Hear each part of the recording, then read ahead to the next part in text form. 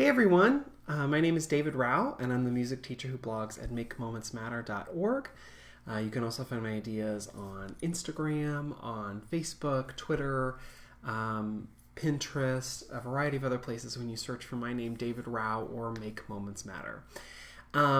Today, I'm going to be sharing another Musical Mondays video where I give you a glimpse into my classroom and talk about some of the lesson plans and things that I'm doing this very week.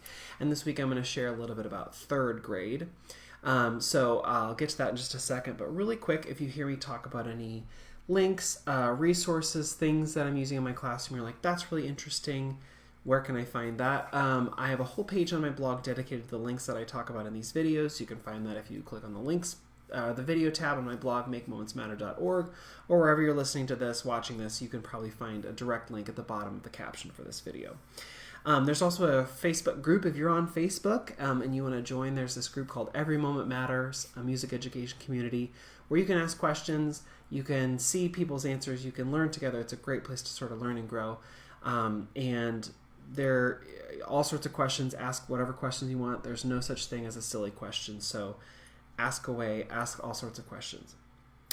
Okay, and then a couple quick housekeeping things before I actually get into the lessons for today. So the first thing is I'm going to be doing a workshop this Saturday in Pittsburgh. So if you're in Pittsburgh or the surrounding area, I would love to see you there. I'm presenting all about centers and learning centers and small groups with the Pittsburgh Golden Triangle ORF chapter. So please come. And if you're interested in that, you can go to my website, makemomentsmatter.org, and under the About section is a link to all the workshops I'm doing. Or you can go to my Facebook page and there's an event set up for it, or check out Pittsburgh Golden Triangle ORF. There's so many ways to find it. But anyway, I hope you'll find it. If you're in the area, I hope you'll come and join us.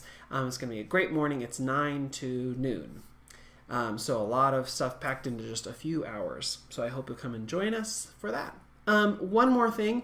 So I do these videos on Monday nights, but I've started doing more videos sort of midweek, so you can see like in my classroom, you could actually see in my classroom, you could see me share some things from my classroom. I've done 3 videos there over the last couple weeks.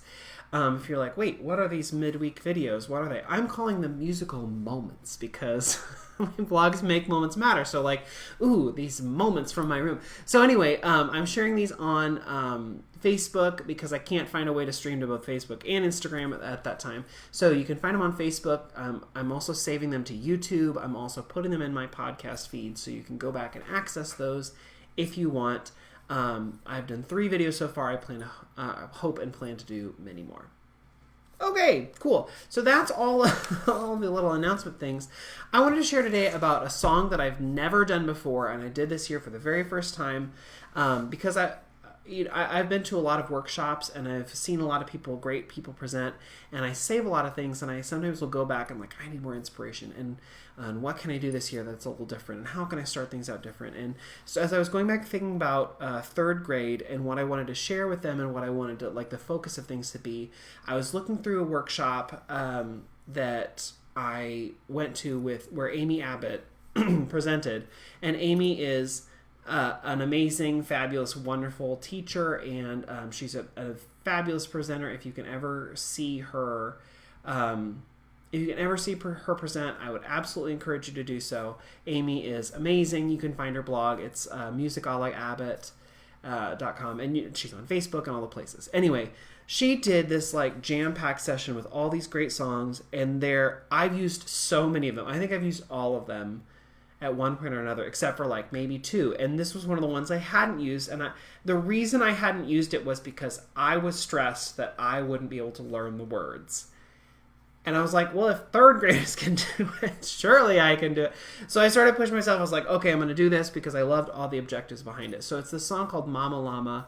And maybe some of you are familiar. It is a super old folk song. It comes from, I can't remember exactly. It's maybe St. John's Island. I can't remember exactly where it comes from. If you know, please put it in the chat. But I looked it up. I actually found a Smithsonian Folkways recording of children singing this from like the 1970s. I linked that on the links page if you want to go listen to it. But it's a super fun little song. it's all echo. And so I was like, okay, I'm going to make this happen. So I'll just sort of walk you through my process. It's sort of a 2-day process of how I do this, because I'll do, I have 30 minutes with my kids twice a week, basically. Not really a week necessarily, but in a 5-day rotation, I see them twice for 30 minutes. So this is basically broken between 2 of those 30-minute sessions. And in the session, I usually put about the first 15 minutes, 10-15 minutes as a song, and then I'll do something else in the other half of the class. Generally, that's not always the case, but sometimes. So I broke this song, something I could have maybe done in a longer portion, into those 2 different sessions. I'm going to share a little bit about why I broke those up and how I did that. But okay, so the song is a super fun little song, and when kids come in, they sit down and I say, okay, I have a very, very serious song all about llamas, and you're going to learn everything you're going to ever need to know about llamas, history, what they like to eat, all the things. It's going to give you all these great details. It's sort of a science integration song, all about llamas, and I can't wait for you to hear it. And they're like, oh, great, okay, cool. And so then I start and I sing through the song. It goes, Mama llama, kuma llama, mama la pizza. Oh, no, no, no, no, la pizza. And by now the kids are like, this is not a sciencey song. I'm like, you're right, this is not. And actually, hold on, is it even really about llamas? Listen again. Mama llama, kuma llama, mama la pizza. Oh, no, no, no, no, la pizza. I don't even think that the words are really giving me that this is actually about llamas. Like, I think it's just sort of like made up words, or maybe even gibberish, or maybe even like, I don't know. But I don't think that it's necessarily about llamas, like we sort of go through that talk. And I say, okay, but it's really, the words are so easy. How about I sing it and you echo? Mama llama, kuma llama, mama la pizza. I don't put up words, I don't put anything. Actually, I put up images of llamas, but I just let them sort of echo. I'll do that again. Mama llama, kuma llama, mama la pizza. And they get to echo. Mama llama, kuma llama, mama la pizza. Oh, no, no, no, no, la pizza.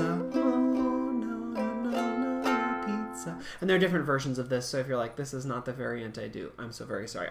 This is just the way that I've learned it, but you can do whatever you wish to do. So, and then I go, oh wait, and there's actually another part. But the first 2 parts were so easy. This next part will be really easy. Let's do those first parts again. Mama llama, kuma llama, mama la pizza. They echo. Mama llama, kuma llama, mama la pizza. My turn. Oh, no, no, no, no, la pizza. Oh, no, no, no, no, la pizza. And the next part's really easy. It goes like this. Annie, Manny, Dixie, Panny, O, Appa, One, Boy, Annie, Ava, Wachi, Achi, Kachi, X, Y, Z. And they're like, oh, what? And I'm like, right, exactly, it's easy. Annie, Manny, Dixie, Panny, O, Appa, One, Boy, Annie, Ava, Wachi, Achi, Kachi, X, Y, Z. See, and even right now I'm like, and my brain is blanking. And if they're like, I don't think we can get those words. And I'm like, don't worry. I have been working on this song for a long time, and it's one of my goals to learn the words, and if I can do it, you can do it too. So let's make sure we got the words. And then I'll put the words up on the screen. And so the words, I don't do anything crazy. Let me see if I can show you. I have sort of a version of it pulled up on my iPad, and I can show you what I show those kids. So this is basically what they get. And sorry, Instagram, you're getting this sort of a weird version of seeing this. So all they get is Annie, Manny, Dixa, Panny, O, Appa, Lumba, Lanny, Ava, Wachi, Achi, Kachi, X, Y, Z. So this is sort of a look at what they're actually seeing there on, let me see if I can get rid of this. Yeah, so you can see this a little better. There. Okay, thank you, iPad. So that's what all they're really seeing is Annie, Manny, Dixa, Panny, O, Appa, Lumba, Lanny, Ava, Wachi, Achi, Kachi, X, Y, Z. Right, like that's all they're getting. Okay, so we go through really slow. Sorry, instead. Let me turn you back around. So Annie, Manny, Dixa, Panny, O, Appa, Lumba, Lanny, Ava, Wachi, Achi, Kachi, X, Y, Z. I have them echo me phrase by phrase. I speak it first. Because actually it's all sort of sung on that one tone. Annie, Manny, Dixa, Panny, O, Appa, Lumba, Lanny, Ava, Wachi, Achi, Kachi, X, Y, Z. And so like they just sort of echo me phrase by phrase, and then so I'll say it like Annie, Manny, Dixie, Panny, Annie, Manny, Dixie, Panny, O, Appa, Lumba, Lanny, O, Appa, Lumba, Lanny, Avawachi achi kachi, avawachi achi kachi, X, Y, Z. And I'll sing that last part. So then we are speaking Annie, Manny, Dixapanny, O Wappa, Lumbalani, Avawachi achi kachi, X, Y, Z. And we'll sing through that. So eventually they get the whole thing. And I let them try it. I'll sing it again, and then they get to echo. And so that whole part goes in not so crazy speed. Annie, Manny, Dixie, Panny, oh, wappa, wumble, oh, sorry. Oh, wappa, lumbalani, ava, wachi, achi, kachi, X, Y, Z. And that is basically the whole thing. And so you echo the first phrase. Mama, llama, kuma, llama, mama, la pizza. They echo that. And then, oh, no, no, no, no, la pizza. They echo that. And then, Annie, Manny, Dixie, Panny, oh, wappa, lumbalani, ava, wachi, achi, kachi, X, Y, Z. And then they echo that. So basically, we're all sort of in our scattered spot, looking up at the words. I do it many times so that they feel more comfortable with that.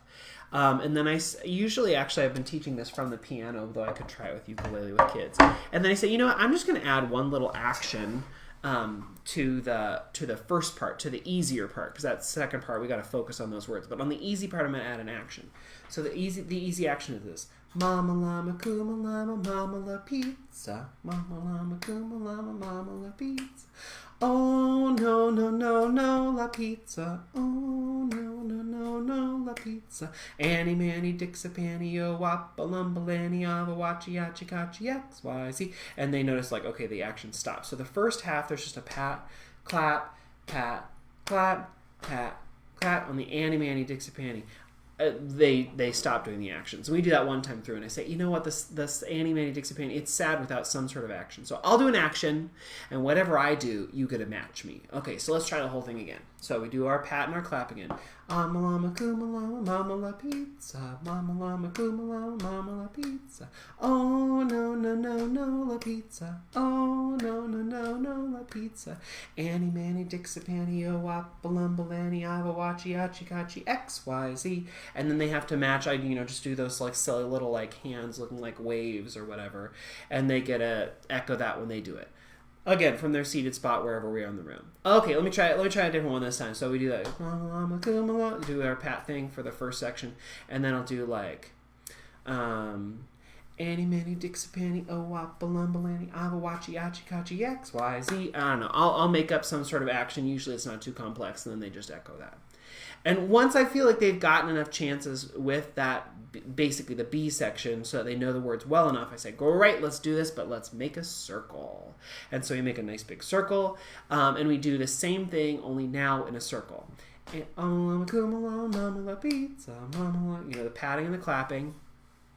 And then for the Annie Manny Dixapanny, I say, okay, but now I'm going to change my action. So I'm there in the circle, and all I basically do is I walk in for 4 counts, or walk in for the first phrase and out for the phrase. Annie Manny Dixapanny, oh wappa lumbalani ava wachi achi kachi X Y Z. I walk in, I walk out, and then they get to echo that. Walk in, walk out. We try again. Mama llama, kuma llama, mama la pizza. Da da da da da. And then Annie Manny Dixapanny, I do something else that's maybe a little bit. I tiptoe in and I stomp out. So they can see that there's like an in action and an out action or something. Or maybe I'll do like, I'll point with one hand. In, and then out, out, out. I'll do something. I'm just trying to give them lots of very, very basic sort of options for, to see us do for that Annie Manny Dixapanny part. Okay, right? So, let's make this even more complex. So I do it several times so I feel comfortable with it, and then I'll change something. So the element I'm going to change is actually on the first half. So, Mama llama, kuma llama, mama la pizza. Instead of doing pat, clap, pat, clap, we're going to put our hands out to the side, and we're going to pat partner's hands, clap, Mama llama, kuma llama, mama la pizza. So partner, clap, partner, clap. So you're basically hitting the hands of the people on both sides of you. And then clapping. So that's just the one thing I change. Again, slowly just making one little edit as we go. And by the end of the day, that's where we stop for that day. Of the 2 sections. So the Mama llama, kuma llama, mama la pizza. Right? And then instead of patting and clapping, we've now transferred to partner hands, clap, partner hands, clap. And by partner, I mean we're in this big circle. So if you just reach to your right and your left, you're going to hit the hands of the person to your right and your left. And then clap. And then I do some sort of action in and action out, and they all repeat it. and then we sing again. It's actually a very short song, and once they get it, once they get over this idea of like, oh, there are these really weird sort of complex words, once they get over that, things move really quickly.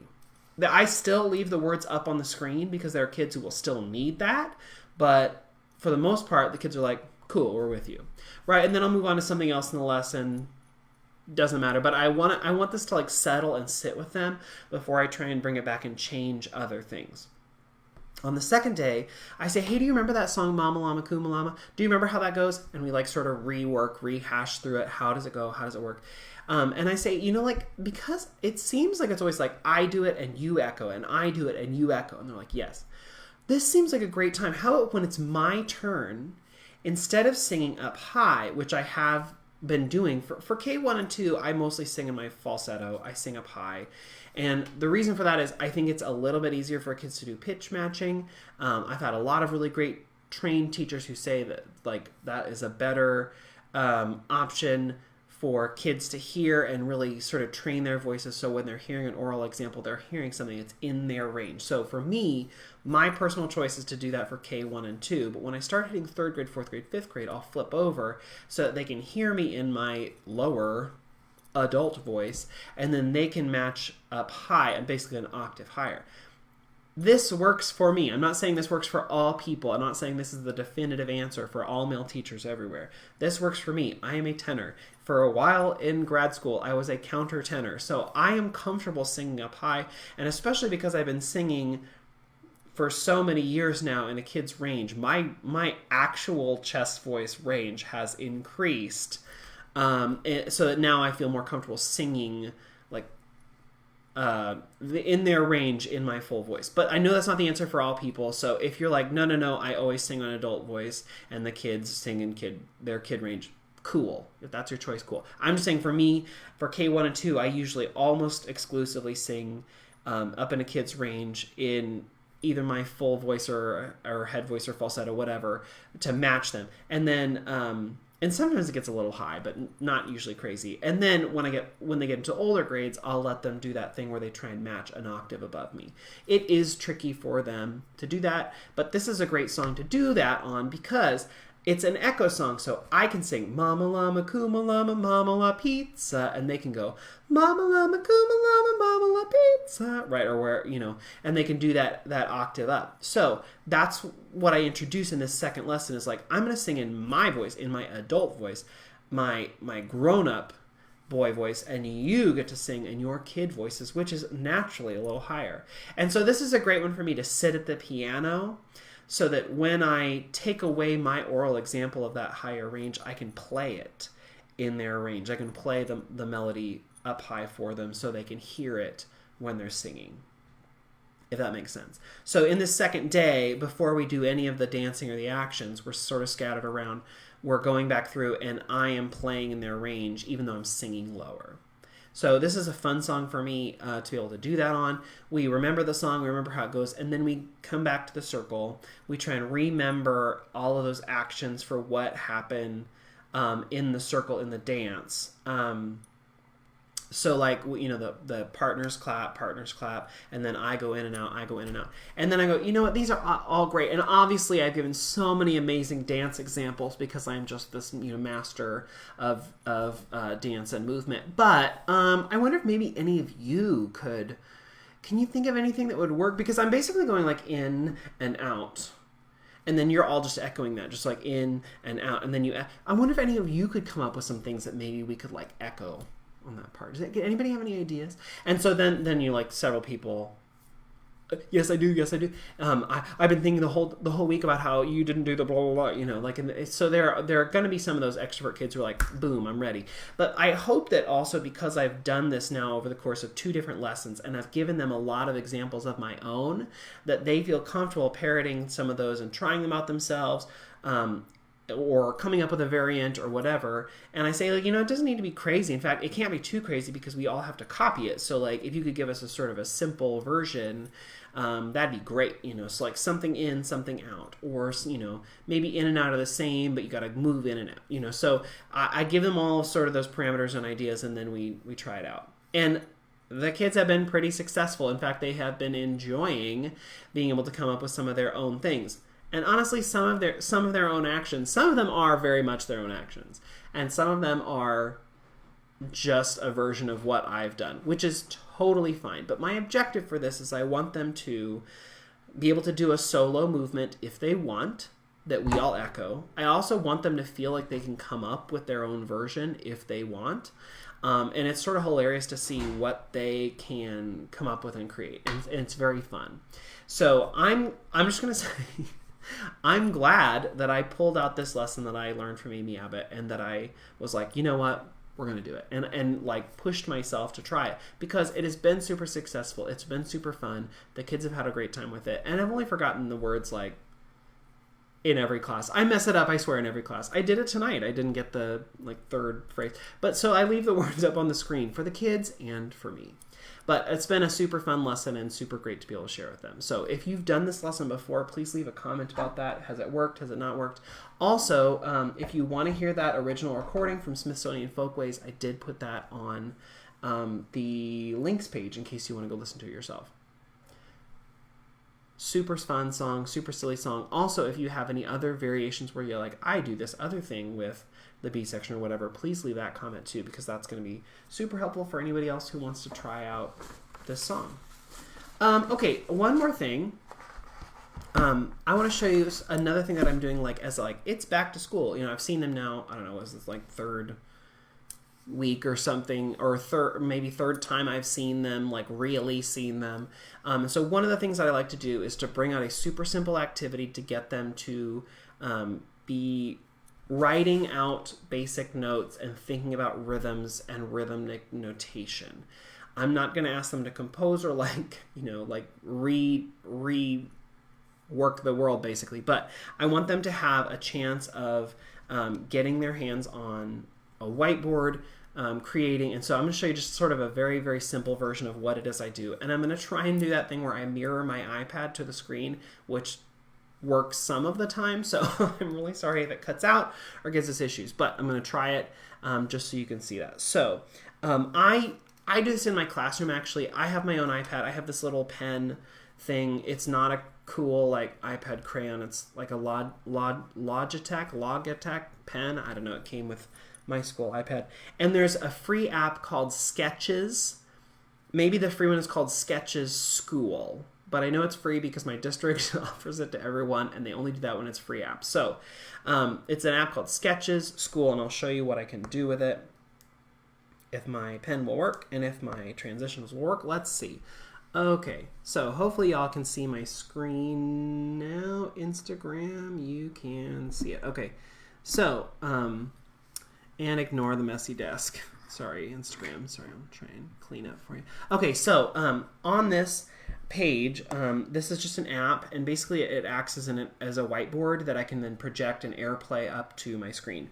So the first thing I have them do is I say, okay, you know, we've passed out whiteboards, we've gone through that whole rigmarole, and now I just want you to, whatever I have up on the board, I want you to recreate it on your whiteboard. So I put a really simple, okay, you know, quarter note, eighth notes,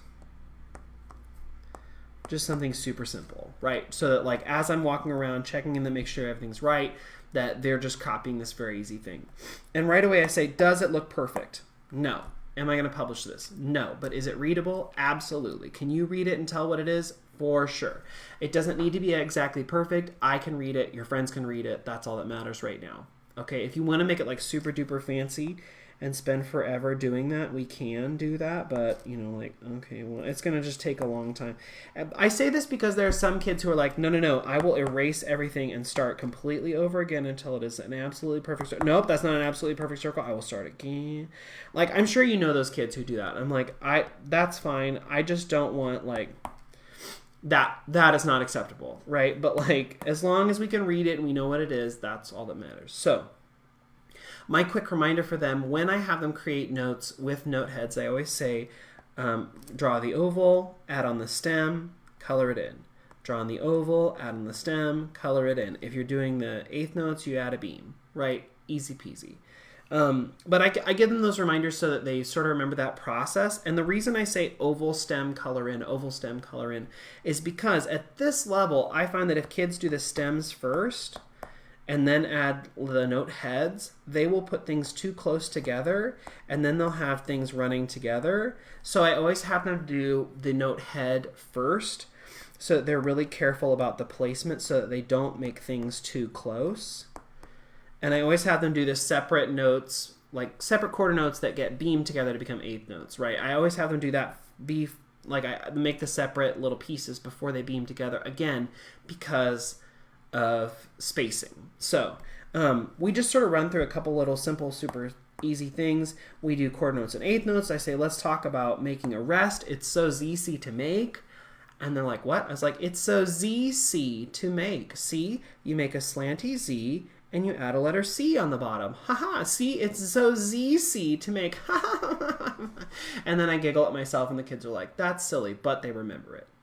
Okay, so we make our tas, our quarter notes. We make our ta-dis, our eighth notes. We make our rests.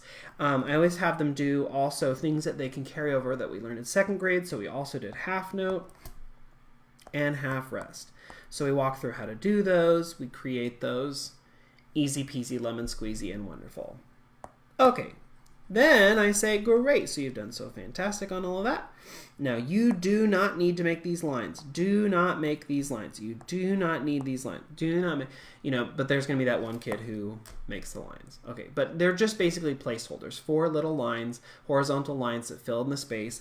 And then on the top, I say, great, here are your options. You can do a ta. You can do a ta-di, which is 2 beamed eighth notes. You can do a rest. That's it. Those are your options right now. So if you want, you can do standard notation or stick notation, because we also maybe talk about that. Standard notation is with note heads. Stick notation is without. So I say to kids, great, here's what you can do. Using those 4 spots, and you don't have to draw them on there, but if you just want to think about it, you can. So filling in those 4 spots, you're going to fill them in with whatever you want. So maybe you do, and then I'll maybe change the color so they can see a little better. Maybe you do ta, ta, ta, ta. That's simple, a little boring, but you can do it if you want. Okay, so let's see. What if I wanted to do ta-di-ta, ta-di-ta? Ooh, that's great. Follows the rules, super easy. I don't have to use all 3. You can, but you don't have to. Okay, what if I want to use all 3? Okay, cool. Well, let's see. And when I do stick notation, the rest turns into a Z, because that makes it so much simpler to do. Perfect. Anything you want, I don't care, as long as it's 4 things, right, to fill those 4 spots, and maybe don't do all the same thing. Maybe do something a little different, but that's what you want to do. Okay, so we go back, we do that. They come up with their 4 things, which is great, and then, we're edging towards the end of class because we started with Mama Llama, and now, and by the time you pass out boards and all that, we don't have a ton of time.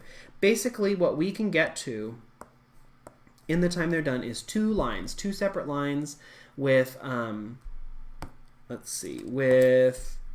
these notes and rests, right? So let's say we do, cool, easy, whatever they want to do in those two lines, right, with tas and toddies. Then, with the time we have left, I let them leave them there, and I say, great, it's time for a quiz. And I can flip over from... if I'm mirroring my iPad screen, I can flip over from my iPad screen to the camera, right? So if I flip over to the camera app, then anything that shows up underneath the camera app is then mirrored up on the board, right? So then I will go around to different kids, to their compositions, and whatever they've created, right, like whatever they've made, I can mirror up on the board. And so then what I test them on is, can you read the compositions of the people in the class? They didn't know this was coming, but that's the test. And so that's why I say, like, it doesn't need to be perfect. It's just you and me and the people in this class need to be able to read it, right? And here is the real world example of that. It doesn't need to be perfect, but people need to be able to read it. And I try and go through and get, I don't know, 5 or 6 different kids to be able to read theirs. We read them up on the screen. They feel like, wow, we got a chance to, read our own compositions. That's cool. And also then I do have a chance for them to read other stuff. They are getting to show off to other kids. And it's just a fun sort of a culminating project or a culminating act that follows this project of like quick creation. So then it's not just like we just pulled out the whiteboards and made the notes.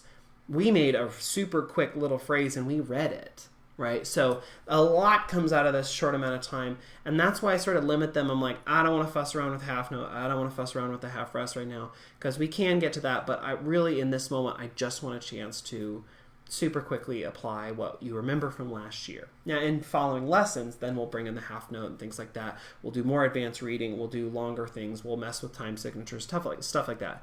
Stuff that we have sort of done before or that we're adding on. But for this specific lesson, it ends with that, and that's a great place to get to.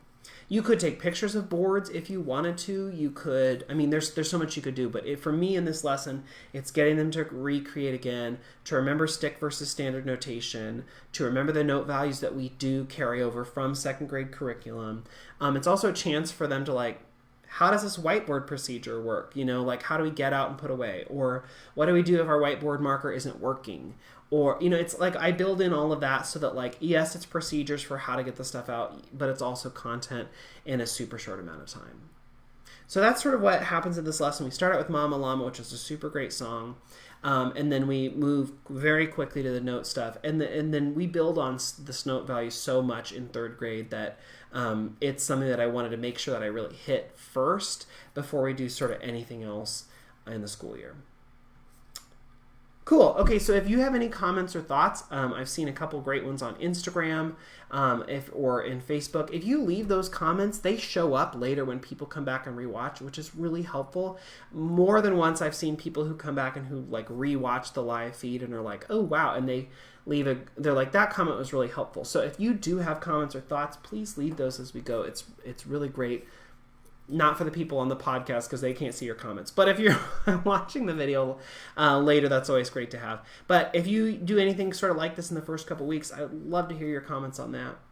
I'm going to try and do another midweek video in a couple days from my classroom. And if you have missed those in the last couple weeks, go back. You can find them on YouTube or you can see them in the podcast link. And one last final thing. I hope if you are in the Pittsburgh area that you will come join us, the Pittsburgh Golden Triangle Orff chapter, this Saturday where I'm doing a session on small groups and learning centers. It's going to be a blast. We're going to have lots of fun. There are going to be lots of freebies. There are going to be lots of exploring with centers. So I hope that you will come and join us if you're in the area. All right, well, thanks for spending part of your Monday night with me. I really appreciate it. Have a great night, everyone. Bye.